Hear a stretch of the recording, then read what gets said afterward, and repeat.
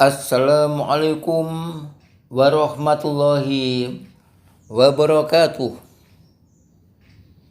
Alhamdulillah alladzi arsala rasulahu bil huda wa dinil haqq liyudhhirahu 'alat dini kulli wa kafa billahi syahida. Asyhadu an la ilaha illallah wahdahu la syarikalah wa asyhadu anna Muhammadan abduhu wa rasuluh. Allahumma sholli wa sallim ala asyrafil anbiya'i wal mursalin wa ala alihi wa ashabihi ajmain. Amma ba'du.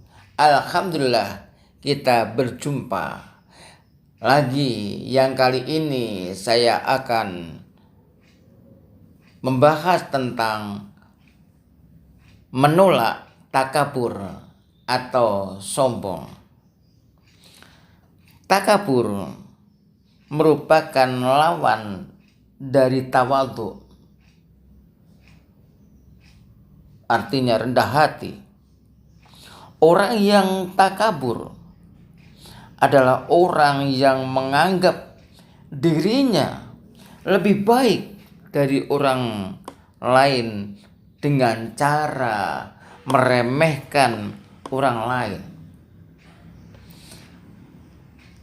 Karenanya jangan heran orang yang takabur seringkali menolak kebenaran, apalagi bila kebenaran itu datang dari orang yang kedudukannya lebih rendah dari dirinya. Rasulullah Shallallahu Alaihi Wasallam bersabda, "Al-kibru batarul haqq wa ghamtun nas." Takabur itu adalah menolak kebenaran dan merendahkan orang lain.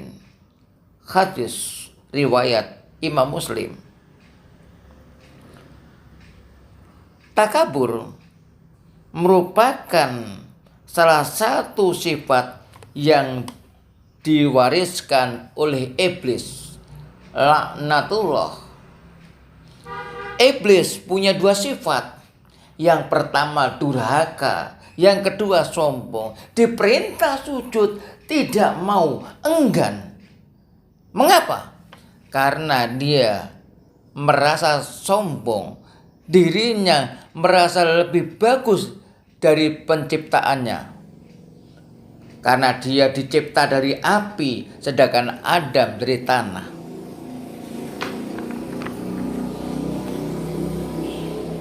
Oleh karena itu, bila seseorang itu berbuat sombong, maka sama dengan dia mewarisi watak iblis. Allah Subhanahu wa ta'ala berfirman di dalam surat Al-Mu'min ayat 60. Innal ladina yastakbiruna an ibadati sayadkhuluna jahannama dakhirin. Sesungguhnya orang-orang yang sombong tidak mau menyembahku akan masuk neraka jahanam dalam keadaan hina dina. Inilah informasi Allah Subhanahu wa ta'ala tentang hinanya orang-orang yang sombong besok di akhirat.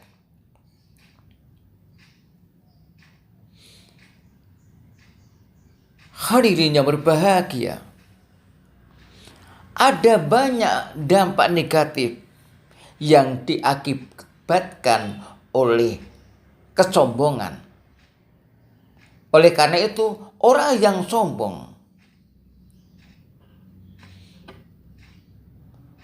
dia akan merasa menjadi orang yang paling baik dan benar, sehingga dia menjadi orang yang mau menang sendiri.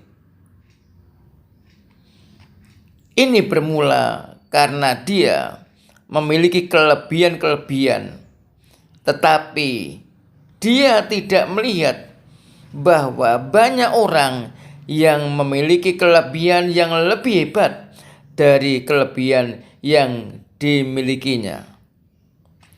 Yang kedua, dampak negatif dari orang yang takabur atau dampak negatif dari sifat takabur, tidak senang pada saran.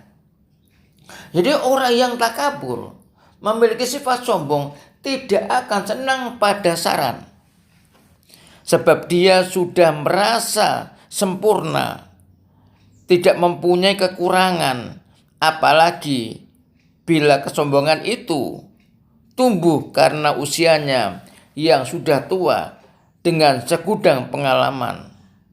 Dia akan menyombongkan diri kepada orang lain yang lebih muda, atau sombong karena ilmunya banyak dengan gelar akademik di depan maupun di belakang namanya. Yang ketiga, orang yang sombong tidak senang terhadap kemajuan yang dicapai orang lain. Mengapa? Sebab sifat ini timbul karena apa yang menjadi sebab dari kesombongannya akan tersaingi oleh orang itu, yang menyebabkan dia tidak pantas lagi berlaku sombong. Karenanya orang yang seperti ini biasanya menjadi iri hati, hasut terhadap keberhasilan orang lain. Dampak negatif, dampak yang jelek bagi orang yang sombong yang keempat, menolak kebenaran meskipun dia meyakini sebagai sesuatu yang benar. Yang terakhir, dampak orang yang sombong yang kelima, dibenci Allah Subhanahu wa ta'ala, yang menyebabkan dia tidak akan masuk surga. Nabi Muhammad SAW bersabda, la yadkhulul jannata man kana fi qalbihi mithqalu dzarratin min kibrin. Tidak akan masuk surga orang yang di dalam hatinya terdapat seberat biji sawi dari sifat kesombongan. Hadis riwayat Imam Muslim. Bagaimana kiat menghilangkan kesombongan, atau bagaimana kiat menolak kesombongan atau menolak takabur? Kita harus menyadari jeleknya sifat sombong, dan kita harus mengetahui akibat yang diderita oleh orang yang sombong, baik di dunia maupun di akhirat. Banyak tokoh-tokoh yang sombong yang meninggalkan kenangan buruk bagi umat manusia di dalam sejarah, seperti Qarun yang sangat kaya raya, kunci gudangnya sangat berat bila dibawa oleh beberapa orang. Namun kesombongannya mengakibatkan Qarun masuk ke dalam bumi beserta hartanya. Fir'aun, sang penguasa yang sombong, bahkan mengaku Tuhan, akhirnya ditenggelamkan oleh Allah di laut, dan ini diabadikan, dan jasadnya itu ditimbulkan di atas laut, sehingga sampai sekarang jasad Fir'aun itu masih ada, supaya diambil pelajaran bagi orang-orang yang kemudian.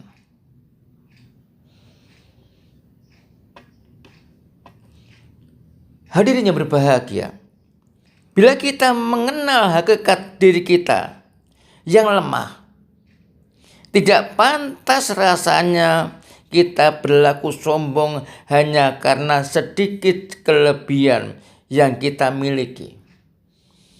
Kita sadar dan harus sadar bahwa kelebihan-kelebihan yang kita miliki yang berbagai macam itu hakikatnya adalah kehendak Allah Subhanahu wa ta'ala, atau anugerah dari Allah Subhanahu wa ta'ala. Apa yang kita lakukan? Tidak lain kita bersyukur terhadap kelebihan-kelebihan yang kita miliki.